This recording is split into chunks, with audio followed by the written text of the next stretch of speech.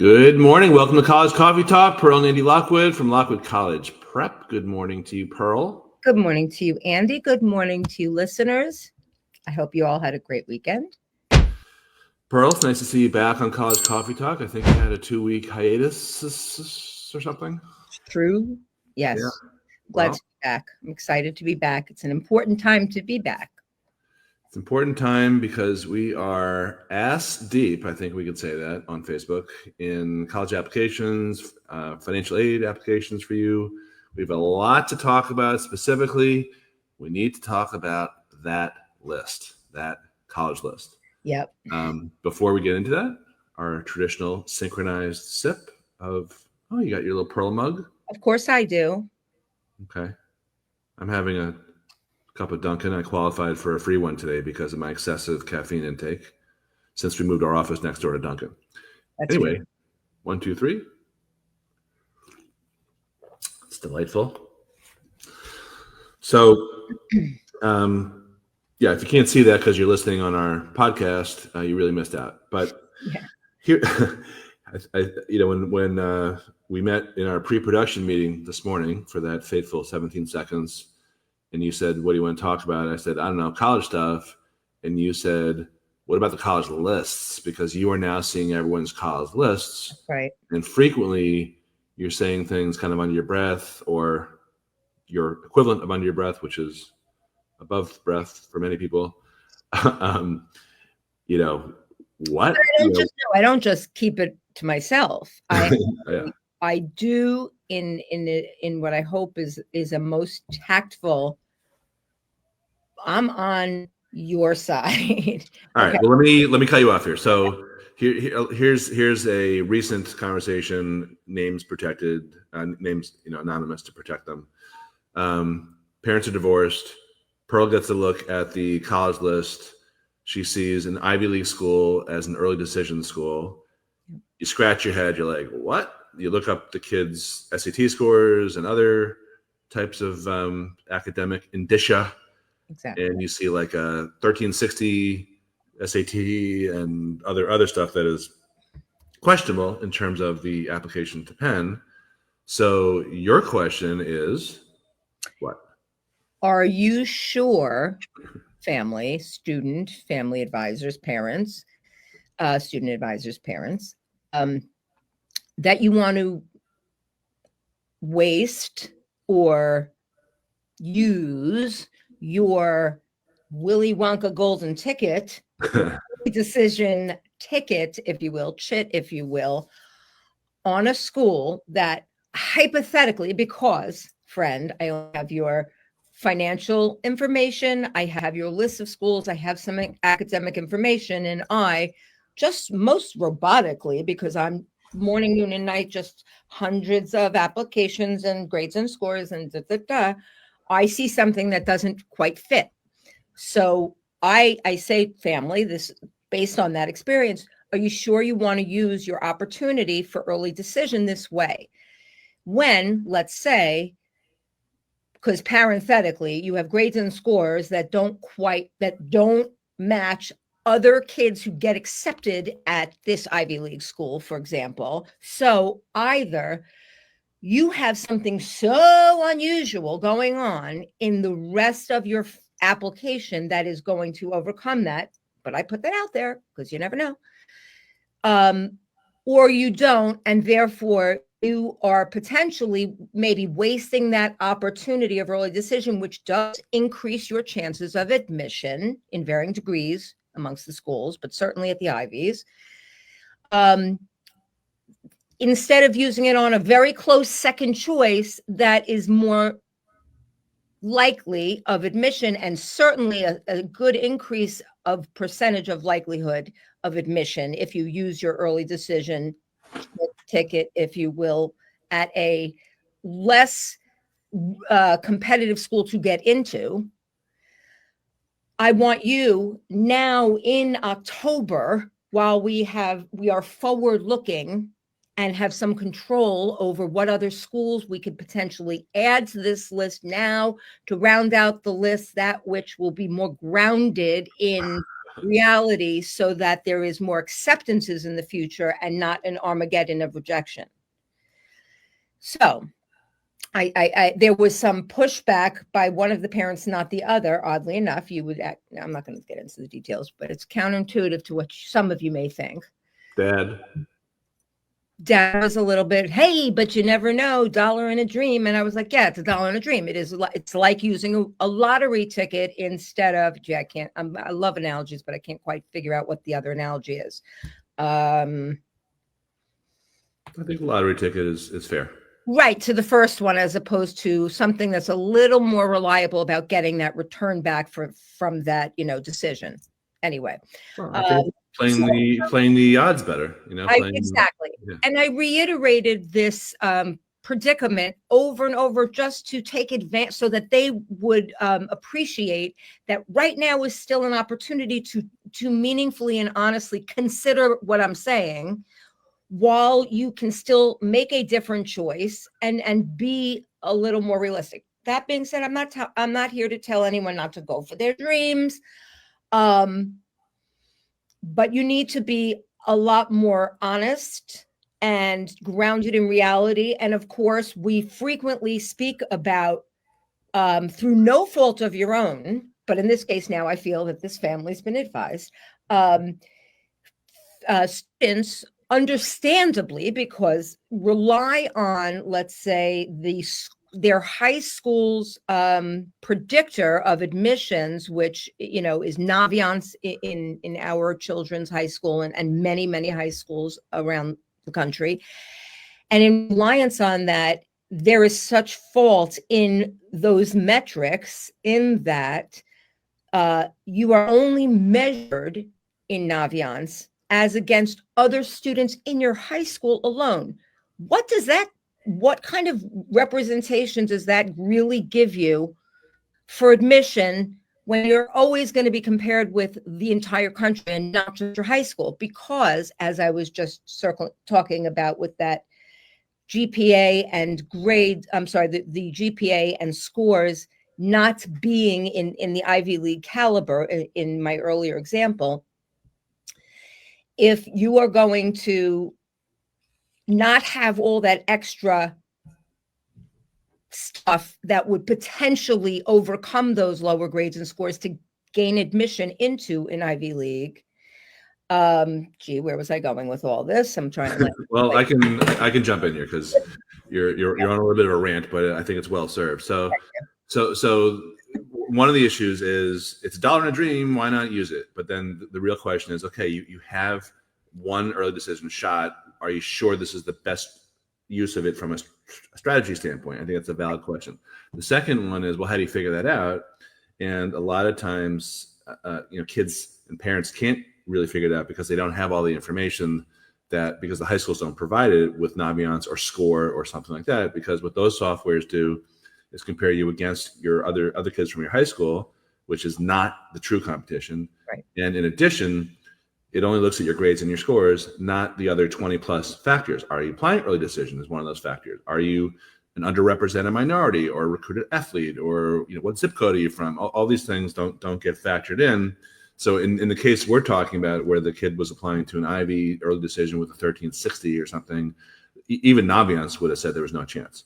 But I think that the dilemma is, like you mentioned, do we want, because I have this all the time with my college advising clients, is like, do we want to burst their bubble and destroy their dream? No, of course not. But if you have a 2% chance at, let's say, Dartmouth, hypothetically, and a 50% chance, according to the software that we use, which is not Naviance, at Boston College, are you better off using it at Boston College to kind of put you over the edge versus flushing it down the toilet at a school where you have 2% of a shot at getting in? And to be totally truthful, I come down on both sides, because on one hand, from a strategy standpoint, yeah, it's obvious that using it at the Boston College in this example is the better use of it. But on the other hand, if the kid's been dying to get into Dartmouth since they were in utero, they had Dartmouth diapers, and everything that they did for their whole lives was Dartmouth, and they don't give it their best shot, are they going to have pangs of regret for the rest of their lives because of that, that's valid also. So I'm not judging on that, but I think what it comes down to is what's the best use of of everything you have, all the arrows in your quiver. I think that's something that is important to think about, but you need a realistic overview and an evaluation of how you stack up. And I think that's what you catch a lot with kids. You're like, wait a minute, is this kid really, a good candidate for that? I mean, the other day we were talking about a guy who's applying restricted early action to Stanford. And you said the same thing. Is this really, does he have a shot here? And I'm like, oh, no. He does. I mean, he's, if they don't take him, I don't know who they take, because he was off the charts academically, extracurricularly. He overcame a huge, genuine personal obstacle, all sorts of material that make him a very attractive candidate for admissions officers. So, good morning, everyone who's joining us. Hello, Candace. If anyone has any questions that's watching with us live as opposed to on distant replay or listening to our podcast, throw them in the chat here. It really comes down to, here just a date stamp this. We're at October 20th. And what it comes down to here in crunch time is what's the best strategic move? Sometimes you recommend adding colleges too, right? That's correct. So, right. It's not always the case where I'm identifying an early decision choice that seems off base, but sometimes I'll see that this is a family, let's say, that is looking to get some merit aid, but now they only have a handful of schools, all the schools that the student wants to apply to. And then if let's say the only source of a discount for this family is going to be through merit aid because they are not need eligible, for example, then it would be really important for them to add specifically schools that, one, are generous. I'm sorry, yes, generous, but schools that offer merit altogether in the first place, because not all schools offer merit. Right. Ivy League schools do not offer merit aid officially. So it's very important. Sorry, everyone listening. What? I know, I'm apologizing because we have to think doing that is funny, but I don't know if everyone else does. Everyone else, a lot of people think it's funny. Yeah, sure. Okay. Keep telling yourself that. So merit aid, that's generous schools and schools that will be generous to your child. That's right. If your kid has to beg, borrow, and steal and scratch and claw their way to get in to a school that offers merit aid, then that's not what we're talking about adding to your list. Yeah. Right. But which schools offer merits? Generally private schools. It's generally private schools where your child is in the top 20 to 25% compared to the cohort that they are applying to. No, there is no clearinghouse that tells you, what all all those schools that offer merit aid. I wish there was. That would make our jobs a lot easier. Mm-hmm. But the private schools with high sticker prices, counterintuitively, usually tend to be cheaper than state universities, at least out-of-state universities, because they have money. Because state universities in general don't have anything to offer from their own endowments. It's really just federal funds, whereas most of the private colleges in the country, not the top 12 to 25 elite schools, but all the other ones, for the most part, will offer some sort of merit discount. Right. And the big question here is, well, why do I want to add a bunch of schools to my kid's list if my kid has no intention of ever going to those 5 extra schools you're telling me to add to the list? What's with that voice? What is that? Well, I'm just being someone other than myself. I'm like a dumb dad. Yeah. No, it doesn't have to be dumb. Just I'm not going to be able to convince my kid to go to those 5 schools. So why are you telling me to add them? Huh. Is that like a caveman? Do I sound like a caveman? I'm asking you. I'm trying to figure out who you're impersonating. Oh God! You're like the Rich Little of college funding experts. Anything else you want to talk about? No, that was awkward. Chilling effect. Okay, well, so I think your point was, in regular tone, was that if you add schools for the sake of strategy to solicit other offers from other colleges, then that's reason enough to do so, because maybe you can play those offers off against your A list of schools. Is that what you're saying, Pearl? Is that what you meant, Pearl? Well said, Andy. Okay, let's go to Candace. Do you have recommendations? Pearl, do you want to read this in a different voice, or should I just go ahead? Why don't you go ahead? I don't want to be interrupted again. Okay. Okay. Shoes on the other hand. Do you have recommendations on any programs or aptitude assessments for future career interests? My high school freshman has no specific passion or dream job in mind, and he is worried. How to begin to narrow things down for some focus? Okay. Terrific question. Number one, don't worry, because most 14, 15-year-olds haven't figured out the rest of their lives. Number two, even the ones that claim to have figured out the rest of their lives, the next 50 years, are usually full of BS, because 80% of kids change majors. So don't worry about that.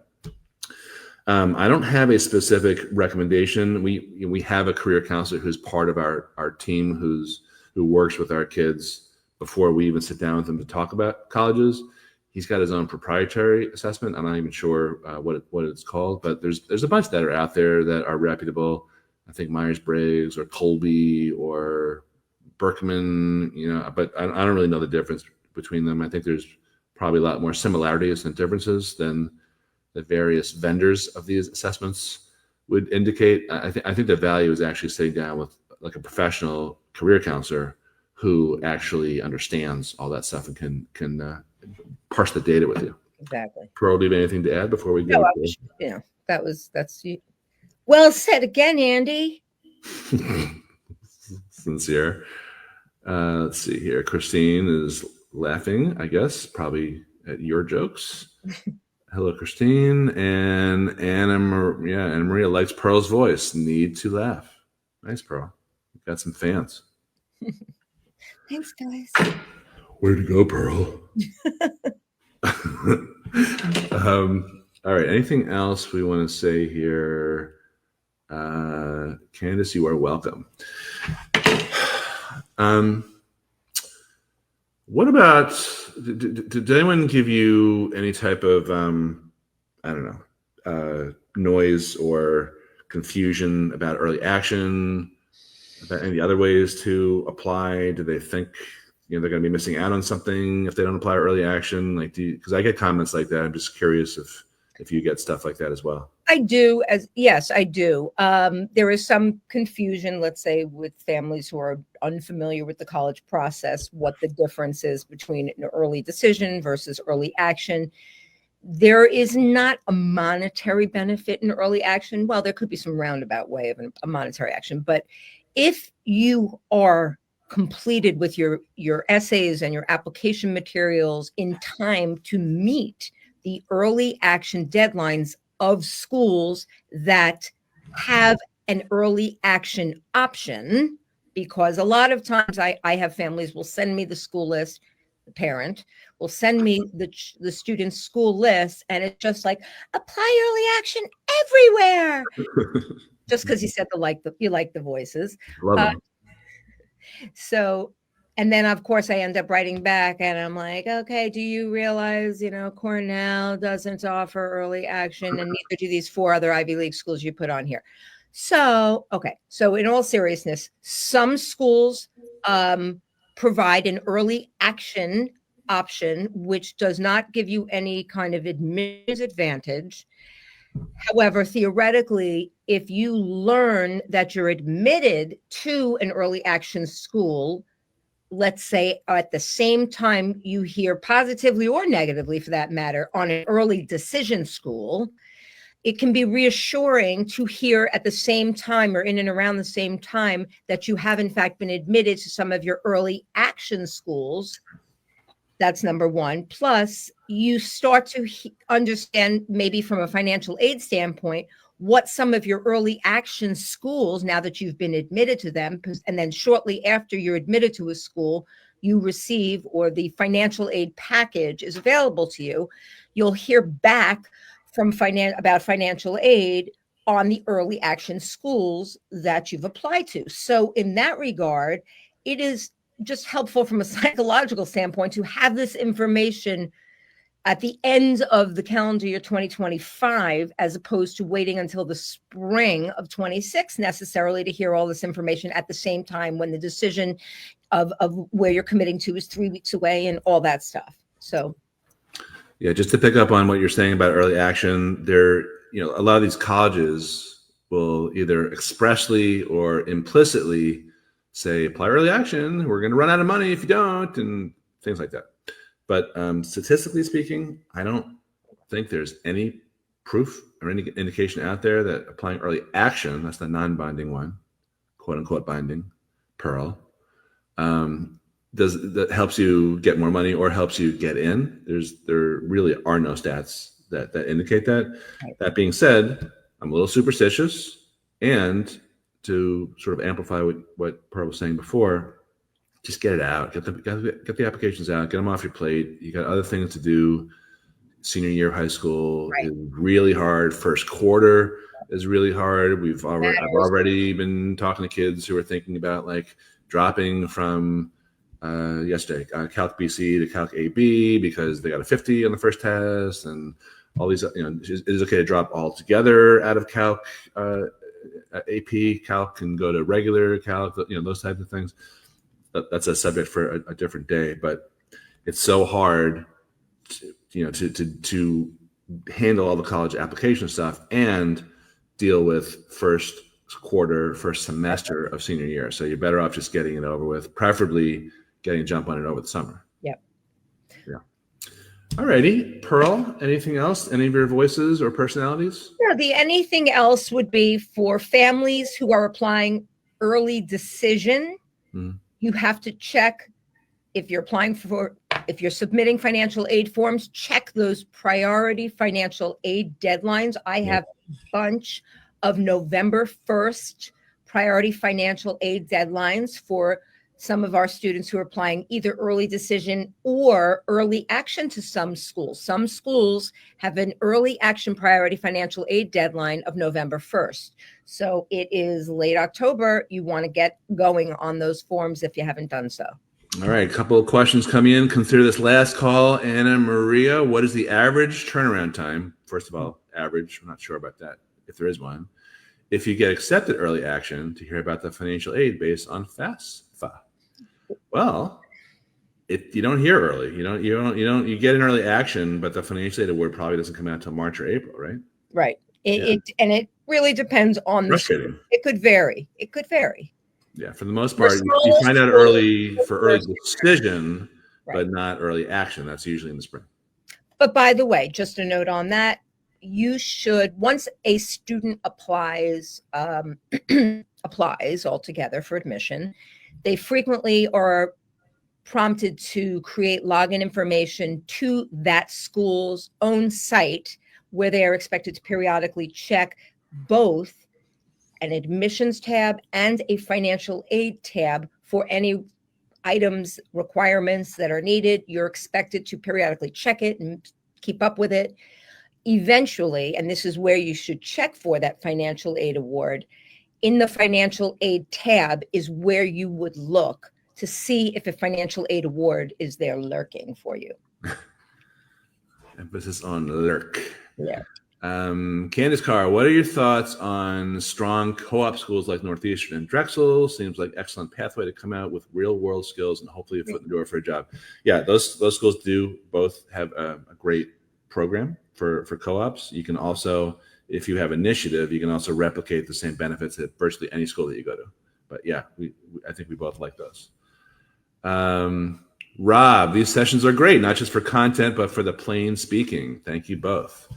Plain speaking and accented and inflected speaking from Pearl. Why, yes.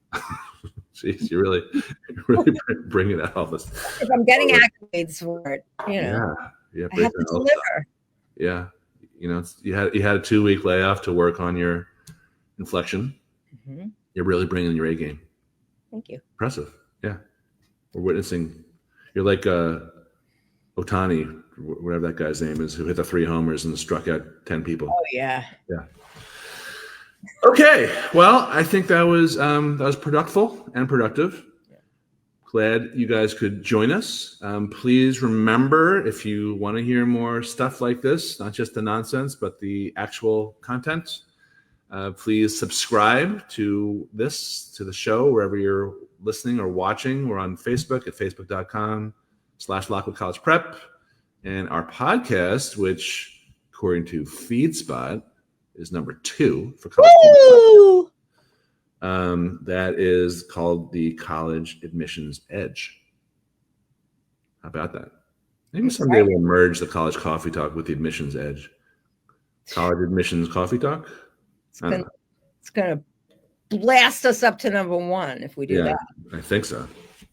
All right. Well, Pearl, thank you. Thank you for joining us. Thank you. Thank you, listeners. Definitely post your questions in chat. Thanks for listening. All right. Have a great week, everyone. Bye-bye.